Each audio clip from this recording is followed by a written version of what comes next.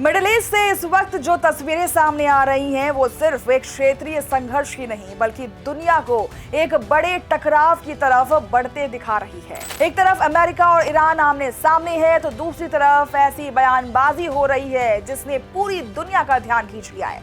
Iran के कुछ अखबारों ने अमेरिकी राष्ट्रपति डोनाल्ड ट्रंप और उनके सहयोगियों को लेकर के बेहद आक्रामक संदेश प्रकाशित किए हैं। एक अखबार ने तो पहले पन्ने पर ट्रंप की तस्वीर के साथ हेडलाइन छापी, अचानक मौत के लिए तैयार हो जाइए।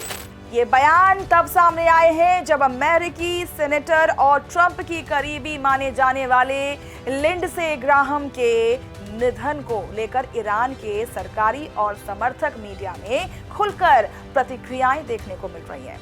कुछ मीडिया संस्थानों ने उनकी मौत को ईरान विरोधी नीतियों का अंत बताते हुए बेहद तीखी टिप्पणी की है।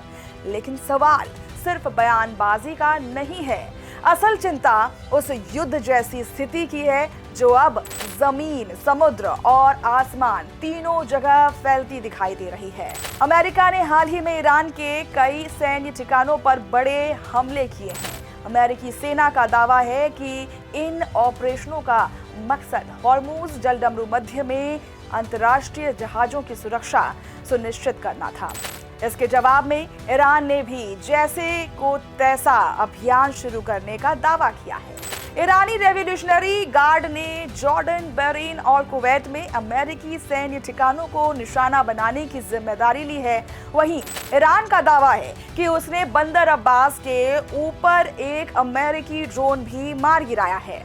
इस पूरे संघर्ष का असर अब सिर्फ सैन्य मोर्चे तक सीमित नहीं है, दुनिया की अर्थव्यवस्था भी इसकी चपेट में आने लगी है। खाड़ी क्षेत्र में बढ़ते तनाव और हॉर्मुज जलडमरू मध्य को लेकर के बढ़ी अनिश्चितता के बीच वैश्विक तेल कीमतों में 4% से ज्यादा की तेजी दर्ज की गई है। विशेषज्ञों का मानना है कि अगर ये तनाव और बढ़ा तो इसका सीधा असर पेट्रोल, डीजल और रोजमर्रा की कई चीजों की कीमतों पर पड़ सकता है। यानी लड़ाई हजारों किलोमीटर दूर हो रही है लेकिन उसका असर दुनिया के हर देश तक पहुंच सकता है। सबसे बड़ा सवाल यही है कि क्या ये सिर्फ जवाबी हमलों का दौर है या फिर दुनिया एक ऐसे संघर्ष की तरफ बढ़ रही है जो पूरी मिडिल ईस्ट का भू राजनीतिक नक्शा बदल सकती है। फिलहाल अमेरिका और ईरान दोनों पीछे हटने के मूड में नहीं दिख रहे हैं और इसी वजह से पूरी दुनिया की नजरें अब मिडिल ईस्ट पर टिकी हुई है।